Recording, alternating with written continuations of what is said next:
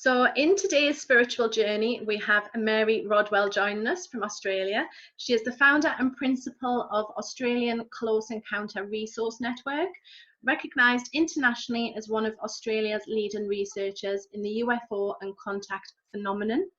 Mary's also written 2 books, produced 2 documentaries, and featured in several as well, which is where I first saw you, Mary. So I was watching Amazon, and there was a Amazon Prime documentary featuring yourself, and I remember writing down your name, and I thought, I need to speak to this lady. So thank you so much for being here. So I just wanted to ask you, first of all, have you always been into sort of UFOs and ETs? Actually, no. And for everyone to know, I came from a very grounded, normal profession. I was a nurse and I was a midwife. So I've delivered a few babies. So that's pretty normal, isn't it? Yes. And if you'd told me 40 odd years ago that one day I'd be traveling the world talking about aliens, I'd have probably sent you to the nearest psychiatrist. So that's where I started out. What I have always been interested in is anything that was like a mystery. I wanted to know, like, many of those deeper questions. Who are we? What are we? Where are we going? What's the point of all of this? All those kinds of deeper questions have always intrigued me.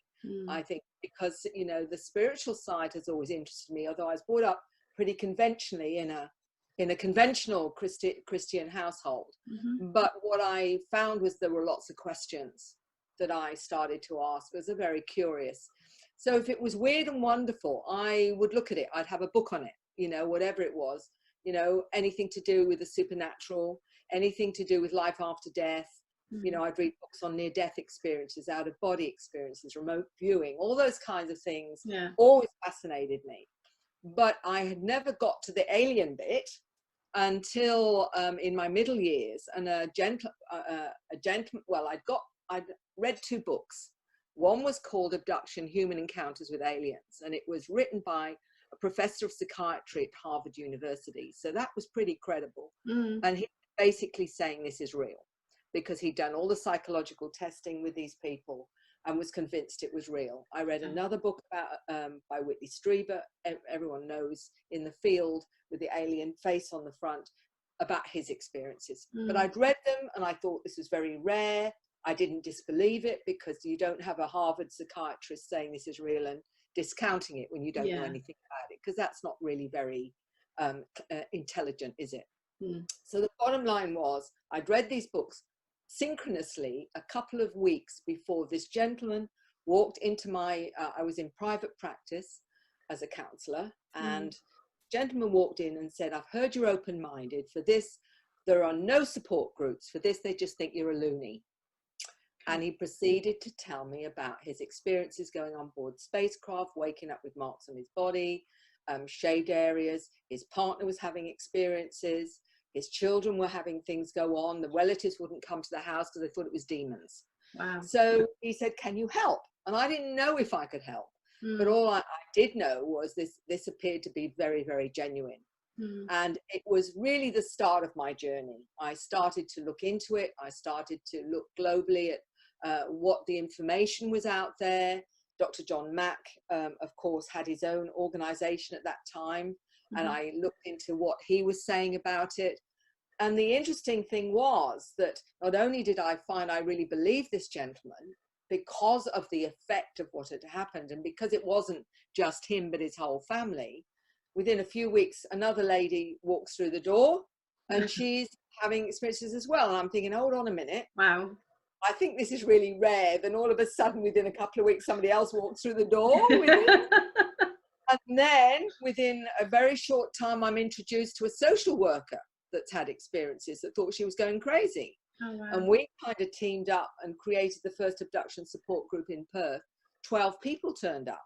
Wow. So it was like, hold on a minute. What's going on here? Is this really rare, or is something else going on? And to be honest, now where I'm at, 3,500 people later, wow, globally, families and children and whatever, that's where my base of research is now. And that's why I wrote Awakening and the New Human, because what I was realizing is how common this was. This was not rare. And there'd be, if you looked in your supermarket, quite a percentage of them will be having experiences without realizing what it is. They may just think they're a bit weird. They may always feel a little bit different.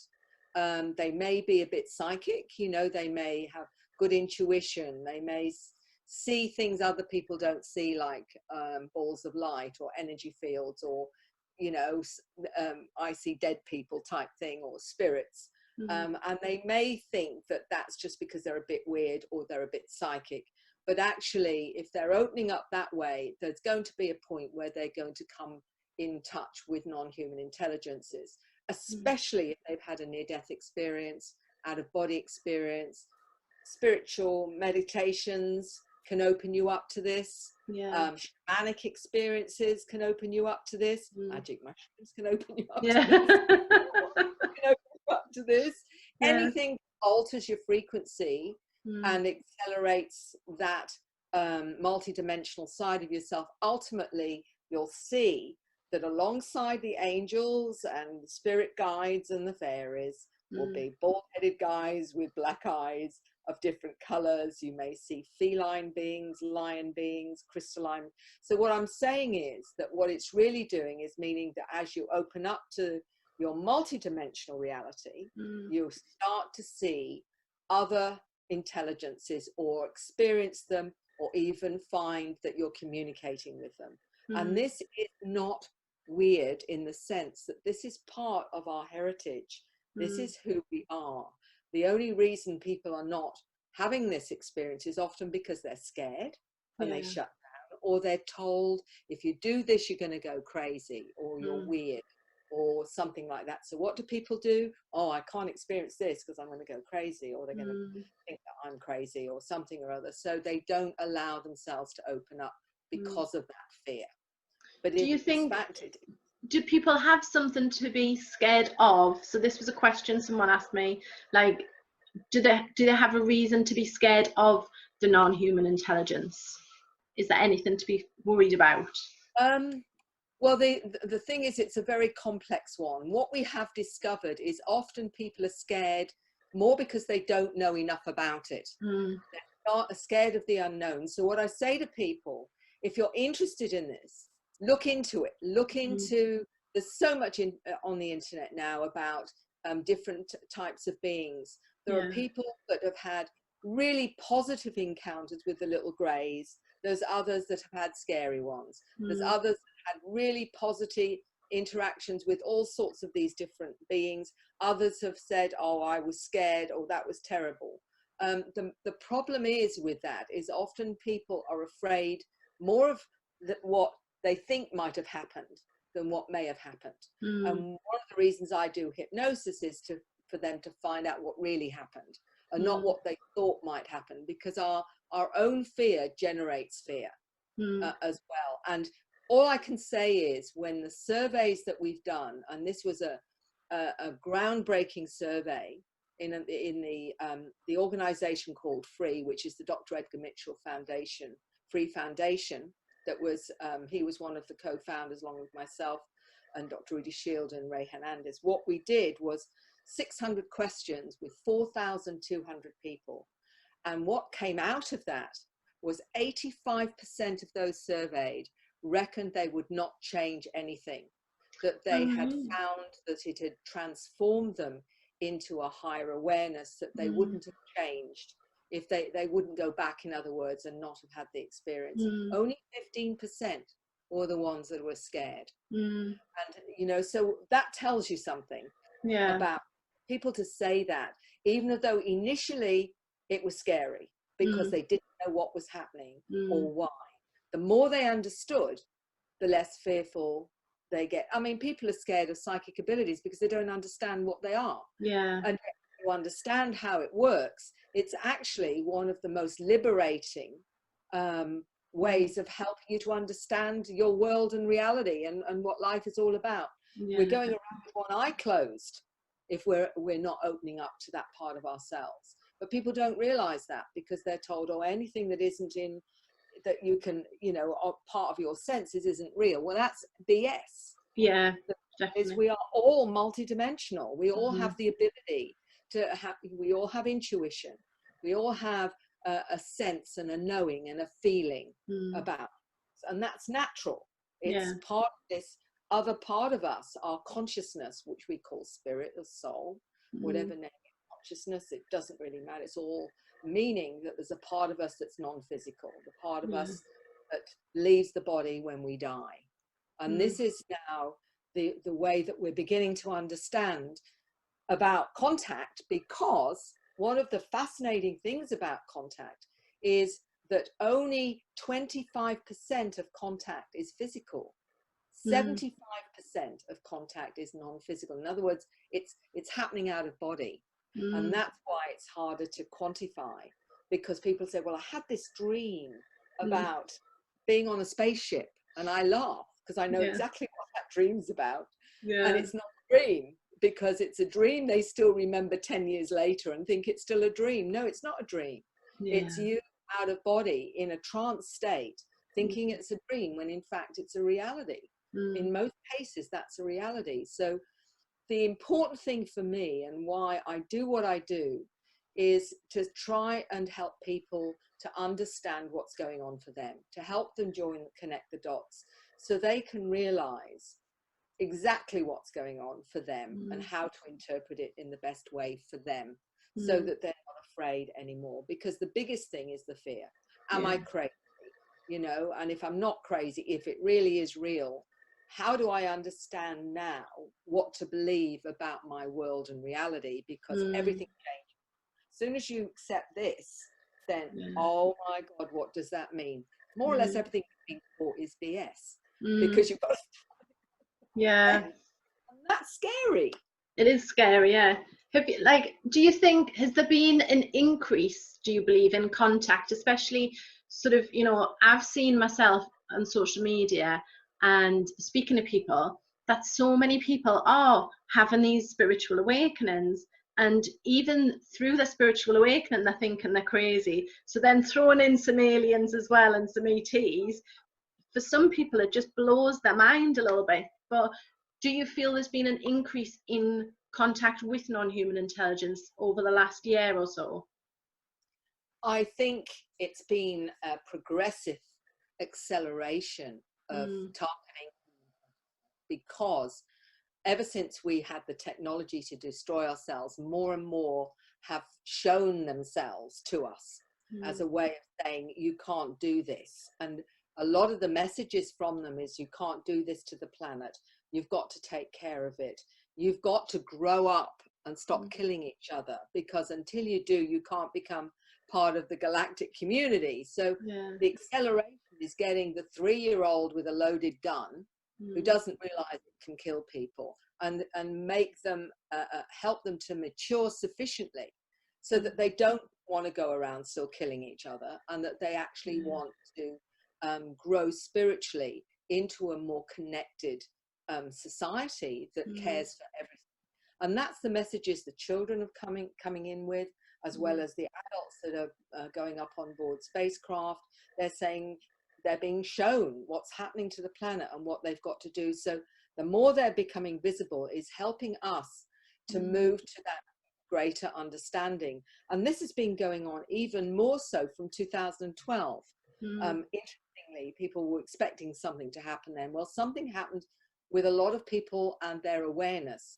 And what they were saying to me is, one minute they're doing the materialistic thing, saving up to get the yacht in the back garden or the second car or whatever, and then almost overnight completely losing interest in materialistic values, wanting to eat more holistically, wanting to grow their own food, starting to feel connected to everything, and losing total interest in materialism. And literally it's almost been like a door's been closed and another one has opened. And these are people from all walks of life. And when people say to me, oh, well, it's only, you know, the tin-hatted lot, I'll tell you, I know physicists, doctors, nurses, social workers, farmers, along with everyday people, so many professionals, you know, lawyers, celebrities, people within the military are shifting to a point where they literally have changed their whole philosophy. But what goes with that awareness is realizing how much we're misled, how much we're programmed into an artificial 3D reality, when in fact that is not what reality consists of. And that's one of the things this 9-year-old told me from Scandinavia, who was saying the trouble is with schools, that when you go to a school, they program you out of your light, is the way that she put it. And that's what's going on. A lot of us are programmed, particularly when we go into higher education, it's even more programmed into the box. So that I find the ones that struggle the most are the ones with the highest credentials or pieces of paper, because they've been so programmed. Then something happens like this and it's like, hold on a minute, how do I marry what I've been taught here when I'm experiencing all this stuff that shouldn't be to me? And they really struggle to, you know, realize that they're starting to set, maybe, as I say, see energies around people, or they might start to see and what have you. They may start to feel energy in their hands, for example, you know, or start to, you know, suddenly they're starting to see beings in the bedroom, you know, and this kind of thing. And it's scary, particularly when your reality has said, this isn't real, this doesn't exist. So I must be crazy, mustn't I?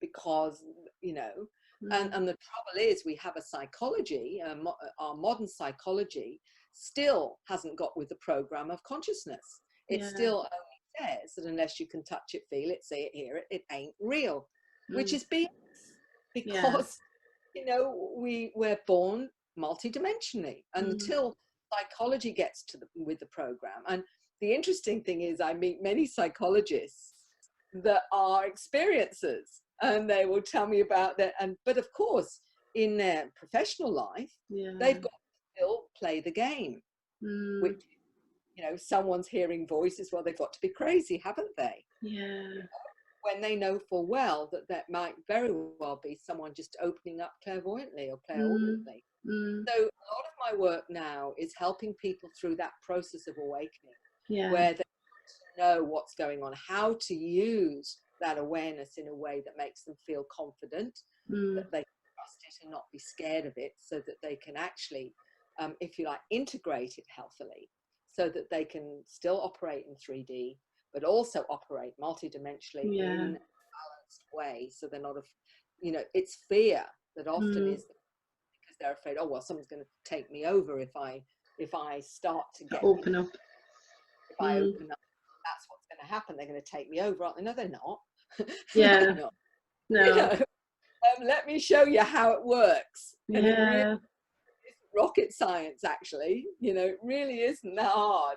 You just got to let go of that left brain of yours and allow yourself to explore, and then you will be amazed at what you can tap into. So the whole thing is normalizing it, and saying to them all the queries you might have about what we are and who we are, whether, you know, from what you hear about our history and the gods. Well, the gods were ETs, most of them were our intelligences coming down with technology, not gods at all, sorry. So if you want to worship them, go ahead, but they're not they're not gods, sorry. So you start to look at your history differently, you look at biology differently, because we're not just a meat body. We have a consciousness, we have an essence that travels at night, usually in a ball of light or something like that, and we go off and we go to other universes and experience things and what have you. Yeah, that happens too. That's why you enjoy your dreams, because you're off somewhere. You know what I mean? So it's just expanding that box to fit in what is normal for you, rather than being afraid of it. Then it changes everything. I was because when I was looking at your website, Mary, right, I was laughing to myself, because so on your website you say about how it was the higher beings that created us, right? And when I was 18, I remember being in a classroom and we were having a conversation. It was for my A levels, and it was like, right, how did the world begin? How did the earth begin? Was it Darwinism or was it Big Bang? And they were having this debate, and I was never really into reading factual stuff anyway. And I put my hand up. I said, I don't believe in either theory. And the teacher said, all right, Lindsay, what's your theory? I said, I believe that we're here as part of an experiment and that aliens have created us. Yeah. So this was over 20 years ago. And I remember the teacher just looking at me and everyone in the class. And then there was like a moment of silence, and then just everyone started laughing. I was like, what? I was like, that's what I feel is why we're here and how we were created. And then I never really sort of like exploded after that. But then when I read it on your website, I was like, it was again this like in and on. I was like, that's what I feel has happened. And I was listening to a couple of your interviews, and I found them really interesting because you talk about how our human species is evolving as well, and how they're changing our DNA and our structure. And so is that how, because there's someone else, I think it was Alberto Villoldo, who wrote in one of his books about how there was going to be a new type of human species. So is that what you see as sort of happening with us? I do, and it was purely through my research to start with, because I knew from my research, you know, I've got a medical science background as you know, as a midwife, so I wanted the DNA fascinated me. And even Dr. Francis Crick, who was co-founder of the DNA molecule, said that he believed that we had been intelligently designed. I mean, he was saying that all those years ago.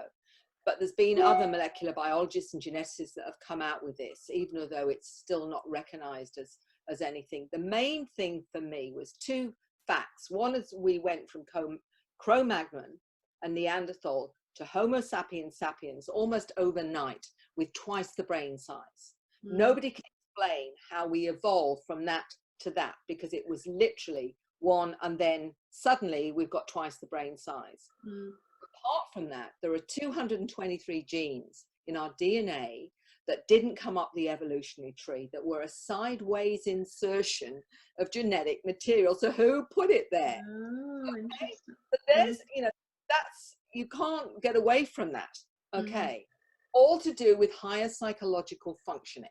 Now, the other thing that's interesting is we only use a certain percentage of our DNA that's activated, and the rest is considered, well, it used to be considered junk DNA, but in fact it's not.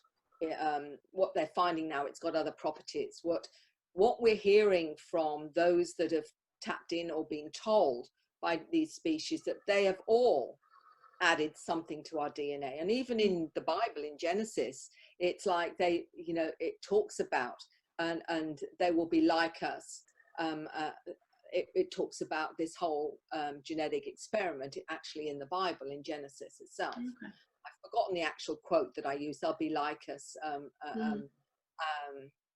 How we're going to create them like us. And it's an us, by the way. It's not a I, like a one.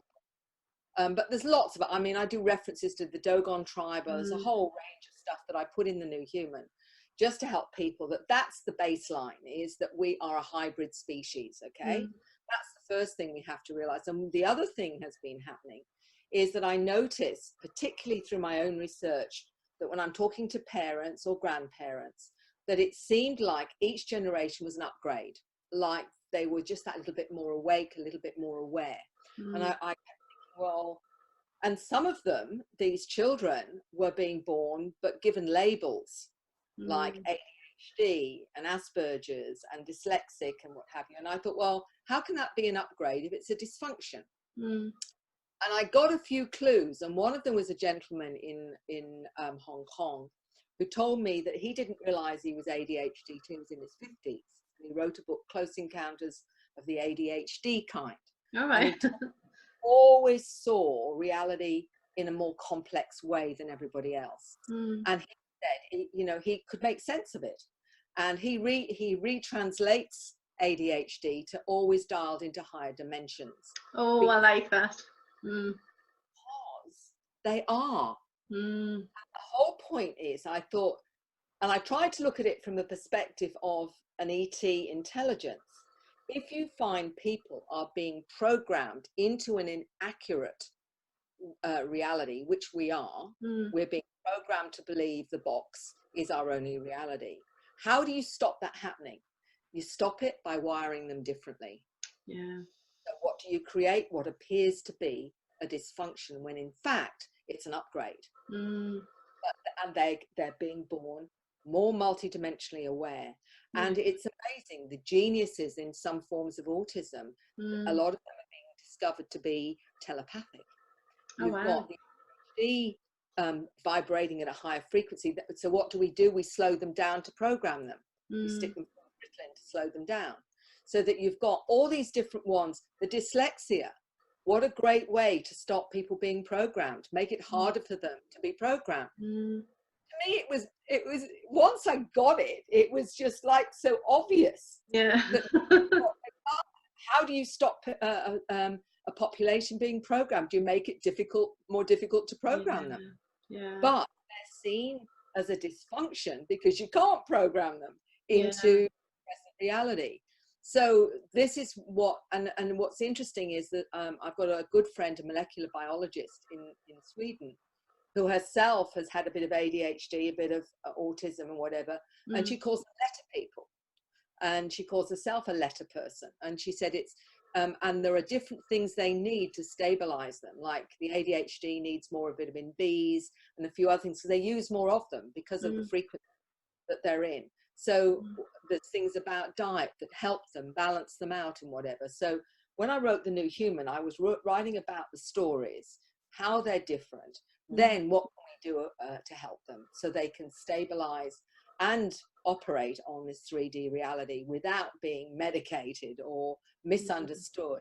And really what's been brilliant is I've met teachers and educators, I've met psychologists that have recognized this is more than what it appears, and that there's something very significant evolutionary in what's going on with our new kids now that are coming in, a lot of them really awake and aware. I mean, children coming in, a 10-year-old telling me about the planet he came from, that he was a blue being, that this is his first incarnation, and that he's come up with the pollution on the planet, all of 10 years old, explaining how he understands himself. And this is the whole point. They're coming in with memory of who they are and what they are. So, you know, but the hardest thing is, how does the parent, they'll come to me and say, what do I do? How can I support them? How can I make sure they don't get shut down? And that's really why I do what I'm doing now, is the more that parents wake up to what's going on, the more we can offer the right resources to this new human. And the thing is, we're not going to be left behind. This is the important thing. They're not coming and they're going to take over. We're being upgraded as well, because our dormant DNA is being activated. And it's being activated by having kids that have that frequency, but we're also being activated in a number of ways. As you meditate, you are more likely to be activated. If you have contact, you can be activated. If you do a shamanic route, you're being activated. Go to crop circles, you'll be activated. Ancient sites, you'll be activated. All these are activating people, and they're basically activating each other. The ones that are awake are activating the ones that are ready to be woken up. It's the other side of it. So it's activating our dormant DNA, so we start to suddenly get it. So a switch has been you know, moved, and all of a sudden we're getting it. And this is happening globally, and this is why things that you're doing and others like you and the, you know, my work is all about that. It's about I don't know, more than anything, it's giving validation that you're okay, that you're not crazy.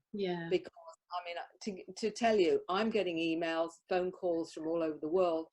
Just a few days ago, a lady in her 60s contacted me, and she said, I've had interactions with all these different beings from different planets. I'm drawing the beings, I'm drawing scripts and strange writing.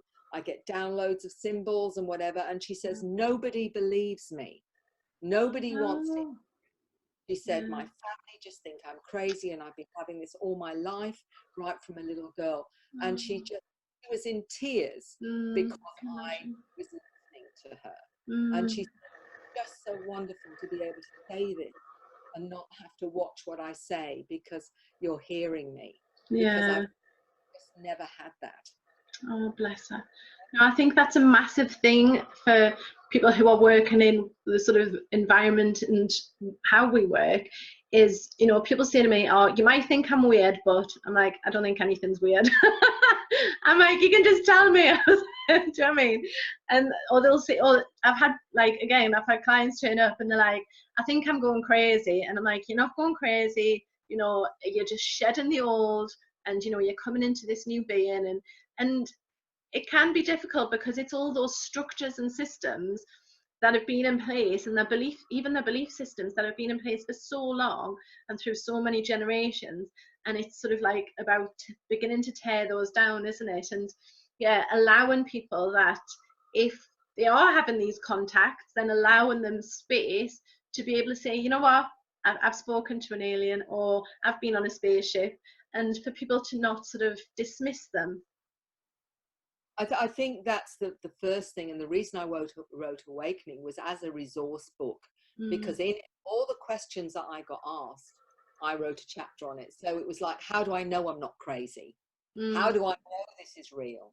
You know, what do I do about the fear? What do I do to get support?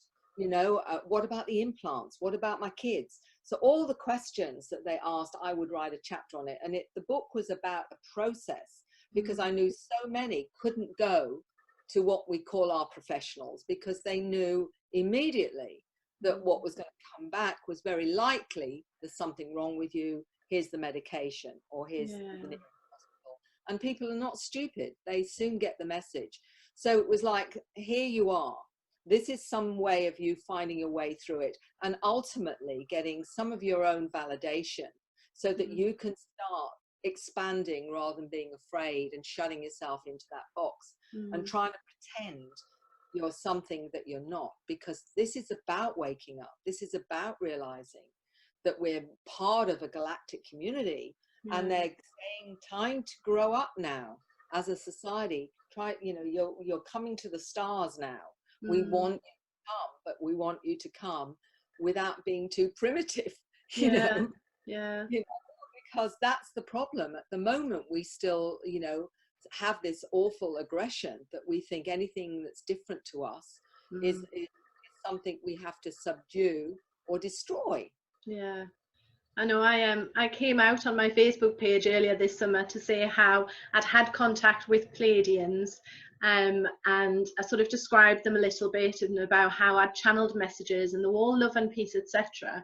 But I remember posting something in one group, and this guy, he was like, you need to apologize now. And he said, you need to apologize to God. And I was like, I don't need to apologize to anyone. I said, I'm being open and authentic and honest. I was like, you know, don't tell me that I need to apologize for saying what I know is my reality and what has happened to me.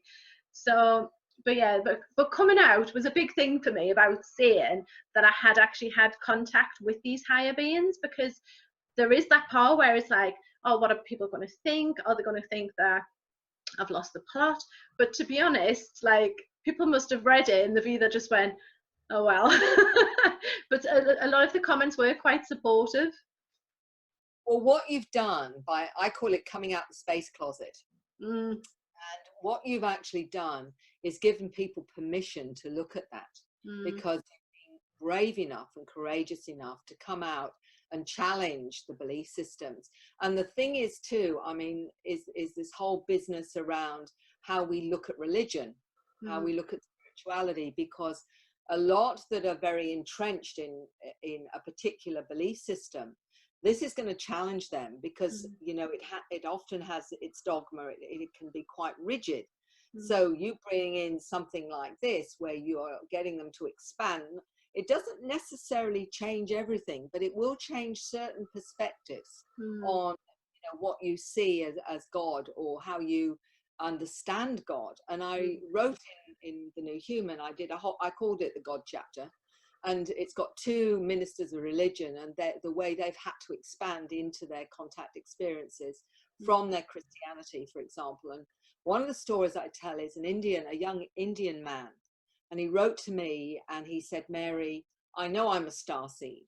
He said, you know, I've always known it. He said, but my problem is my culture, my countrymen, we have about 100 gods, and they pray to these gods. And he says, my problem is, you know, my relatives pray to them, my family does, and they see these gods where I know they're extraterrestrials. But how can I say, why are you praying to extraterrestrials? Because that's how he understands them. But what do you do if you've been brought up in a culture that, you know, we know that they have many, many different gods? Well, actually, when you look at the many forms that are showing themselves to people, there's Ganesha, an elephant being, for example. It's not a god, it's an intelligence that looks in that form. We've got lion beings, we've got cat-like beings, we've got crystalline beings. They're not gods. Yeah. Some of them are have a more of a higher spiritual frequency, but they're not expected to be, you know, to be worshipped at all, because that's not what it's about.